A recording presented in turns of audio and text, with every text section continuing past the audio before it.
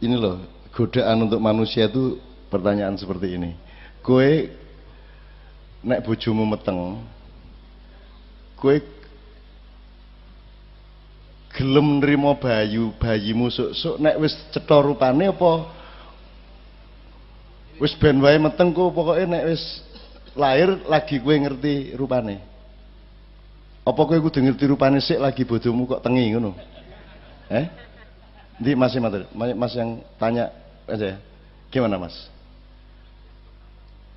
Jadi pokoknya sing penting mbuh engko piye rupane penting bojoku meteng ngono lho. Dadi kowe iki aja njaluk saiki sing jenenge ketemu Gusti Allah masuk ke gelombang zat iki piye rupane wujude iki aja takon saiki. Apike wis piye? Kowe gare gelem apa ora rono, engko nek kowe takon saiki wujude iya ya, kaya engko kowe gelem gawe lagu nek wis jelas payu, ngono to. Ya aja kowe gelem nyupir taksi nek jelas sing penumpange pira, ngono ayo ora sida nyambut gawe kowe. Jadi ndak usah nanya itu, pokoknya dinikmati aja perjalanannya itu, bukan panennya yang kamu nikmati, perjalanannya. Bentuknya bagaimana tan kinoyo ngopo, tan kena kini laisa kamitsli syai'un. Ngono lho, Dik. Walam nek kowe mengandalkan pengetahuan nganti tekan semono, kowe tidak bisa menikmati tidak tahu. Orang ngerti iki penting ya. Kita tidak ngerti itu penting, jadi bukan hanya ngerti penting itu, nggak ngerti itu ya penting. Misalnya kamu tidak ngerti persis isinya isi hatinya istrimu, itu juga penting. Nak gue ngerti persis, mesti pegatan, gue seminggu pegatan. Nak gue krungu tenan, atine kayak ngomong apa. Aku iki sering janjane nek ora tak kuat-kuat ke hatiku ki yo pengen matane akeh wong aku. Lah aku ngerti atine kayak ngomong ngene ngerti, saka mripate aku wis ketara wisan, wis ketok. Dan saya menahan diri jangan sampai saya tahu. Jadi sok-sok kuping tak buntu, mripat tak tutupi. Karena ketidaktahuan itu penting untuk saat yang tepat gitu loh, Dik. Itu piye to kowe iki? Apa kowe iki menempuh karier anggar wis jelas sok-sok aku dadi menteri ngono lah ya ora ta ya. Ya menempuh terus gitu ya, Dik ya. Cetha ya. Jadi jangan tanya wujudnya nanti gimana kalau sudah ketemu gelombang kita sing kepriye. Wis tak lakonono wae. Gitu loh. Iya ya. Ngono ya, Dik ya. Wah, sing nikmat ki lera ngerti kuwi ya. Kowe iki gaple nek langsung dibuka ngene ra lucu. Mergo ditutup kuwi njur ngene. Ngono ah sing penak ki le ngudut kuwi kok malah blek. Lah saiki nek wong wedok ora nggo pakaian kabeh wis ora menarik, seminggu wis bosen. Justru mergo saya brukut kuwi wis marake penuh gairah. Mergo ditutupi kuwi, gitu loh. Ngono ya Beb ya. Oke, terus mungkin tidak satu persatu tapi seingat saya. Jadi misalnya gini, barusan saya tulis beberapa hal. Sorry. Lagi bisa nih aku nyatet ngene iki nggo wong pati soalnya. Sebenarnya 3 gelombang itu simplifikasi saya. Sebenarnya juga tidak 3 gelombang, itu bisa 7 gelombang, bisa 9 gelombang, bisa gelombang tidak terbatas. Itu juga ojo njur dadeki rumus 3 gelombang. Itu untuk memudahkan pada semester 1 ini X, Y, Z ngono tok. Ning janjane nanti ada variabel X aksen, X akar berapa, Y aksen, Y plus, Y min, itu juga ada variabel-variabel. Jadi kalau saya sebut 3 gelombang itu ojo didadekke padatan ya. Itu cuman pintu untuk masuk.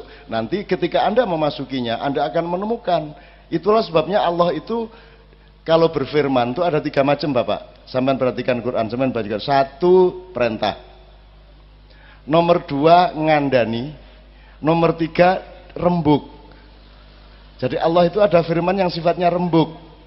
Rembuk ki ora dikandani tenanan kowe. Misale Ashabul Kahfi ki pira ki karo Gustilah nganti akhir Al-Kahfi ora dikandani. Ana sing ngarani 3, ana sing ngarani 5, ana sing ngarani 7 kan ngono. Dan itu tidak akan pernah dibuka. Dan kowe aja njaluk dibuka. Cetane piro iki? Rasa ngono kuwi. Oh sing penak iki ra cetha kuwi kok. Jadi Anda ini belum mengerti nikmatnya misteri. Tolong dinikmati. Jadi yang kamu maknai itu bukan hanya pengetahuan, ketidaktahuan juga tolong dimaknai. Itu juga indah luar biasa. Dan rumus pemaknaan yang paling tinggi adalah kecerdasan bersyukur. Wong saiki iki ora pinter bersyukur ki apa? Dadi mulane ora indah uripe.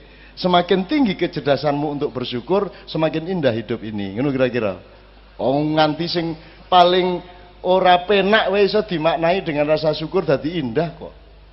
Tenan kuwi.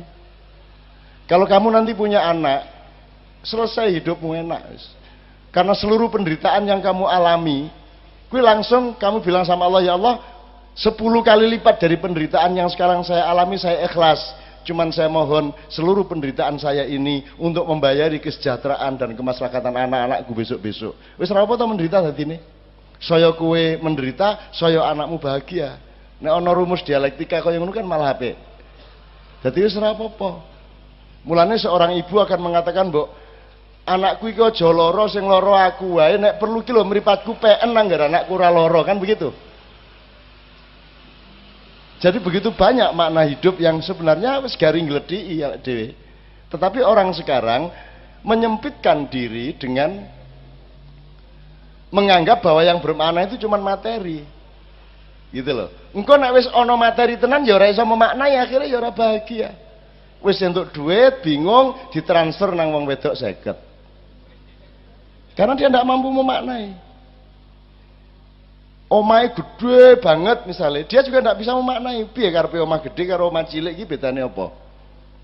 Nek klambimu 20 karo klambimu ming 3 iki bedane apa? Apa ya kuwi nek klambimu 20 sekali pakai 5 rangkep ngono piye? Nah, itu kan soal pemaknaan.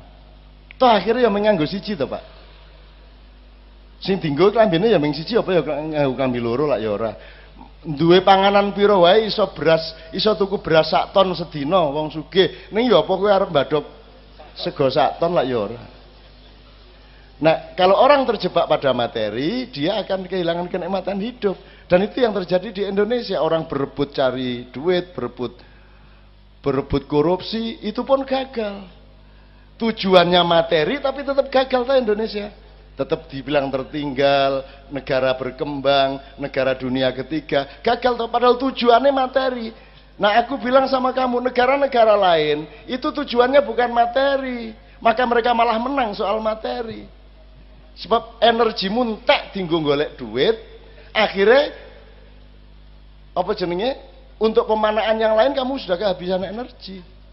Misalnya aku sering ngekei contoh, tukang becak iki nggo golek duit kan sedina orang nganti seperempat jam 20 menit. Le becak sedina. Ning le ngentekke energi untuk golek duit lah nek mung pas nyang-nyangan kuwi tok lho. Pak Tengantara pinten Pak? Nggih 3 wae 2500 Pak. Ah pun 2,750 lah. Lah pas itu tok dia cari duit. Begitu mulai ngenjot isi batin duit ora? Begitu ngenjot kan wis mesti entuk duit to. Masa kowe isih mikir duit? Begitu ngenjot itulah giliran untuk memaknai becak. Alhamdulillah aku iso becak. Ambok sak ampu-ampue wali kota nek wani becak kaya aku totoan driji. Tetep aku sing luwih ampuh mergo aku wani becak. Kebanyakan orang ora wani becak. Ya ta, Pak? Ya ta? Lho kuwi lek makna to. Kabeh wong cak mau jadi presiden. Oh aku ora dadi bisa wani kok pemenang dadi presiden. Ora dadi wani kok aku. Ora dadi apa-apa ki lho wani, apa meneh dadi apa-apa. Jadi bukan tantangan untuk menjadi apa-apa bagi saya. Yang tantangan adalah orang duwe apa-apa, ora dadi apa-apa. Wani kowe? Ke jaman biyen aku karo Habib Anisi nang Tayu nang gone Kangmu nang gone Kang Ahmad ning Kudus. Ki yo ngene iki aku ora berubah. Secara karier keduniaan ora tahu berkembang aku. Gitu loh. Ora tahu berkembang. Ndolek duit ora tahu aku. Emoh aku ngelakoni apa-apa dengan tujuan ndolek duit. Kuwi ngremehke Gusti Allah. Yuk kerja wae, kerja. Apa rep iki ana sewan mobil nang Klaten ning 2 dina 2 bengi. Iya Cak, wis aku entuk piro, sing nyetir entuk piro ngono. Nyambut gawe wae tak nikmati. Perkara entuk duit piro, lah Gusti Allah sing tanggung jawab nang aku wae. Sak ngel-ngel gawe aku mosok ora tanggung jawab. Ya toh? Emang Allah nggak tanggung jawab? Kok kowe njurung diwangi nyolong-nyolong, kuwi lak ngersula sing gawe kowe. Pisuwe lho kowe bendina karo Gusti Allah. Tujune Gusti Allah doaku nek aku mbok sedina mesu ping 3000. Asu iki rumangsane aku ora kek rezeki wae diwangi nyolong-nyolong asu bajingan ngono kan. Bayangke nek aku Gusti Allah mesti misah-misuh kaya bendina. Aku iki gawe iki tenanan, aku iki tanggung jawab gitu loh. Aku melindungi, aku kek fasilitas, aku kek rezeki. Wong aku sing gawe. Lah ngono ta ya? Lah kok sing tak gawe iki sing tak ciptake kok ora percaya karo sing gawe. Diwangi nyolong rono nyikut rene nyabot rono. Lah ngono ta? Maka sekarang teman-teman sekalian, kalau kita kembali ke perjalanan ini, Anda di gelombang kedua katakan, maka Anda berada di sini karena Anda manusia gelombang kedua. Sekarang kan pertarungan Anda, kowe dimagnet oleh yang pertama atau dimagnet oleh yang ketiga? Kowe dhewe cenderung pengen apa? Kamu ingin diserap Allah atau diserap oleh batu bata? Kan begitu ceritanya. Ya pasti Anda memilih diserap oleh Allah. Dan tolong bertahan, jangan tanya bentuknya diserap oleh Allah piye ya. Misteri ini malah ning kono kuwi ya. Mulane Nabi Khidir ki kudungan, pakai kerudung. Ming sithik banget raine sing ketok. Karena dia lambang dari keindahan hidup. Bukan dibuka breh ngono malah. Mulane wong lanang iki ora di aurate ming semene to. Tutup auratnya. Kalau wedok lak rada sale wong lanang ora perlu dilarang-larang buka aurat. Rumangsamu menarik apa piye? Ambek kowe buka kaya ngapa malah melayu to doan njujiki banget to. Dadi ora perlu aturan to nek wong wedok ki rada ana saat-saat yang menarik sehingga dikongkon nutupi kan gitu. Nek wong lanang ora perlu hukum. Awas, tutupi. Ngono kae ora sah. Ambek bukaan modaro kowe, melayu kabeh malahan. Wong kaya ngono kuwi bentuke kok ya toh. Gitu. Oke, jadi diserap oleh satu atau diserap oleh ketiga. Dan Anda punya kecenderungan untuk menyerapkan diri ke gelombang satu atau menyerapkan diri ke gelombang tiga. Kalau Anda percaya sama kami, sama kita semua ya, yang di sini ini sementara, yang di sini abadi, yang di sini sempit, di sini luas. Di sini dangkal, di sini mendalam, di sini rendah, di sini tinggi. Kon milih ndi? Gelombang satu ciri-cirinya dangkal, rendah, sementara, tidak punya martabat. Itu ciri-ciri gelombang satu. Kadunyan, pokoknya bangsa kerak lah. Gelombang ketiga ciri-cirinya keluasan, ya toh, alwasi. Ciri-cirinya ketentraman, ciri-cirinya kedalaman, intimitas, kedekatan, nyawiji. Kowe nek karo materi ra iso nyawiji. Piye carane wong kowe karo bojomu, kowe pelukan erat, kuwi sing nempel berapa persen dari tubuhmu? Coba dihitung. Kowe nempel lho iki, padha mudane ya, ngene iki. Kuwi sing nempel pirang persen? Ana 30%? Enggak ada. Jadi nek materi ndak bisa nyawiji, ndak bisa bertauhid sama materi kamu. Pasti kamu akan meninggalkan dan pasti kamu akan ditinggalkan. Jadi untuk apa itu kamu nomor satukan? Dunia penting, tapi dia bukan skala prioritas nomor satu. Karena sehebat-hebat dunia, seberapapun pencapaian duniamu, akhirnya dia masih tergantung pada gelombang ketiga, yaitu pemaknaan atas harta itu. Banyak sekarang orang tidak mampu memaknai. Duwe meripat ora iso memaknai meripat, duwe kuping ora iso memaknai kuping. Gitu. Makanya pertanyaan Allah adalah walal akhiratu khairul laki minal ula. Terus saiki nyuwun sewu Pak dibandingke Pak. Wong tua-tua kelek nasihati ngene. Le pokoke kowe iki ya nyambut gawe sing tenanan ya nek iso piye carane ben iso tambah maju uripmu ya, mundak pangkatmu, jabatanmu iso mundak, ning aja lali ibadah lo ya, gitu kan?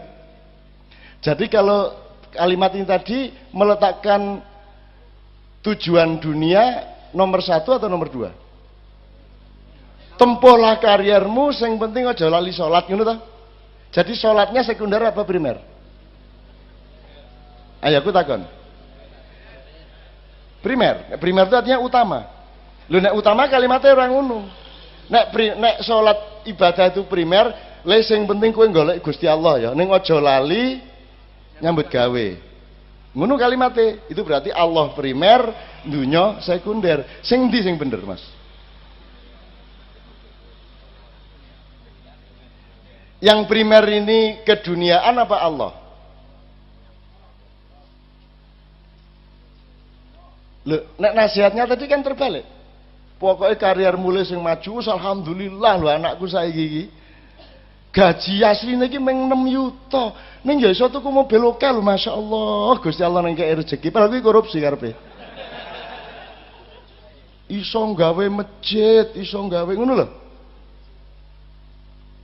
Padahal itu korupsi maksudnya. Dan ibu-ibu bangga. Ya Allah, anakku saiki wis show ning ndi lho dadi penyanyi dangdut karo ngene-ngene sing ngeterke ibune nganggo jilbab, karo wiritan ya masyaallah alhamdulillah anakku saiki wis eksis.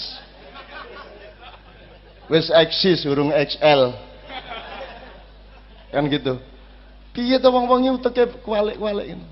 Nek miturut Allah kan jelas ayatnya wabtaghi fima atakallahu darul akhirah wala tansa nasibaka minad dunya.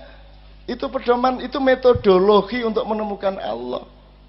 Di dalam perjalananmu mencari ujung dari pengembaraan yaitu al-akhirah, yang di situ ada Allah, kamu jangan sampai lupa mencari nafkah. Jangan sampai lupa urusan duniamu. Jadi dunia ki meng aja lali lho, meng ngono tok. Yang kita lakukan, bahkan nasihat orang-orang tua kita kan terbalik. Ojo lali ibadah lho, ngono tok to. Dadi ibadahe mung sambilan. Akhirnya ibadah dipersembahkan, ibadah kepada Allah dipersembahkan untuk kepentingan dunia. Ya toh, piye carane ben dagangan luwe laris, umroh. Engko nek wis bali nganggo kelar kaji, haji, berarti engko saya laris, saya melimpah rezeki. Nek ngono. Bahkan Gusti Allah mung dienggo cewek. Nek wis jembret silite, kepet, umroh. Kepet iki maksudnya nek wis arep konangan KPK, umroh. Kok nek wis mulai terancam dadi terdakwa, umroh. Minimum nang kadipiro. Golek perlindungan, kan begitu. Dan ini akan terjadi terus sampai 3 tahun yang akan datang. Itu teman sekalian. Jadi saiki sak karepmu. Saya ingin mengatakan sama Anda, saya sudah 60 tahun lebih dan saya sangat menikmati itu tadi. Wabtaghi fima atakarul darul akhirah. Dadi aku ora kepencerut dunya iki. Blas. Ya ning aku ora nganti kaya Sayyidina Ali. Nek Sayyidina Ali itu kepada dunia dia mentalak 3. Nek aku talak 1 wae lah. Artinya ya dunya ghurri ghairi laqad talaqtuka thalathatan, wahai dunia kamu tidak usah merayu. Kalau kamu merayu, carilah yang selain aku. Kamu tidak usah merayu aku, karena aku, wahai dunia, sudah mentalak kamu talak 3. Kata Sayyidina Ali Agora. Dunia tak rabi ning manut aku. Ora tak talak kowe. Nek kepeksa nek kowe mulai macam-macam karo aku tak talak dunia. Duit nek mulai menjajah aku tak buang. Kan begitu. Apa wae yang semua sifatnya keduniaan tak tinggal nek mulai arep menjajah aku. Apa wae? Media massa 15 tahun saya tinggal. Televisi saya tinggal, tidak mungkin saya siaran televisi. Kalau ada di ADTV Jogja, itu bukan kita siaran di televisi. ADTV ngambil acara seperti ini dimuat. Tapi bukan kita syuting untuk televisi. Karena televisi kalau ngajak kita syuting, mereka yang ngatur. Saya tidak bisa diatur. Aku rasa diatur sopo-sopo. Aku rata taat karo Kanjeng Nabi rata taat aku. Muter aku ya. Wah, cak nu rata taat karo Kanjeng Nabi. Ya ora no. Taat nang Gusti Allah no. Kanjeng Nabi dudu Gusti Allah, Kanjeng Nabi ki mung dikon ngeterke apa wae sing kudu kok taati saka Gusti Allah, tapi hak untuk ditaati itu Allah Subhanahu wa taala. Ngono lho. Kudu wani ngomong ngono kuwi. Nek ana Kanjeng Nabi nyun sewu nggih, nyun sewu. Ya ngono, ora apa-apa. Kudu dikendeli. Ha iki do ingah-ingi. Wah, Nabi Musa sekti, jare sapa? Ora ana wong sekti. Lha ku tongkate iso nyigar segara kuwi lak mau pas diperintah coba sore ning ngene meneh nek mbelah. Ora. Rumusnya jelas, la haula wala quwata illa billah. Jadi semua pendapat saya ini insya Allah dibenarkan oleh semua Rasul dan Nabi. Dan mereka tidak mau menyaingi Allah. Sekti nama mboten Nabi Musa? Mboten. Orang no, selain Allah sakti tidak ada. Hanya Allah yang sakti. La haula wala quwata illa billah. Cetha welo-welo. Lah kok Nabi diarani sekti njur kowe dhewe percaya nek kowe sekti. Aku kowe ra iso ngarani aku sekti, tak tolak kowe. Nek kadang-kadang rada ajaib kae tak duduhi ki rahasiane. Ora kuwi ra sekti. Kuwi meng Gusti Allah gawe. Dilalah kuwi nek ora disetel karo Gusti Allah ya ora kedaden. Oke sing sekti-sekti oke. Ning kuwi dudu aku sing sekti. Sing sekti Gusti Allah. Nah, nek kowe gelem doleki ngono kuwi nikmat banget urip kowe poso-poso ngene aku sering ngomong, aku takon terus terang ya. Kowe jawabnya jujur ya. Kowe jane seneng ora poso iki? Asli. Ora to? Ning dindi kan ora wani to ngomong ngono. Jadi di Pati ini sudah revolusioner ke gelombang ketiga. Loh, cak piye kok wong Allah menyuruh kok kita ndak suka? Loh, piye to kowe iki? Kowe mulane sing lengkap, sing jangkep harus punya multiple intelligence. Jangan hanya punya mono intelligence. Akalmu kudu rangkep nek wong Jawa. Aja meng nek ngerti irung, kowe ora iso mengerti irung, kudu ngerti pipine, mripate, bathuke, cangkeme lak ngono. Apa ana irung tanpa liya-liyane kuwi mau? Ajene nek irung mlaku dhewe ijan. Apa irung seleke dhuwur kene? Apa ning kene iki ana irunge njur ngambus-ngambus, ning bis kota kae ngene. Itu yang disebut multiple intelligence. Nah, kenapa kok tidak suka? Loh. Wong mulya kuwi sing gelem nglakoni barang sing dhek ora seneng ning apik.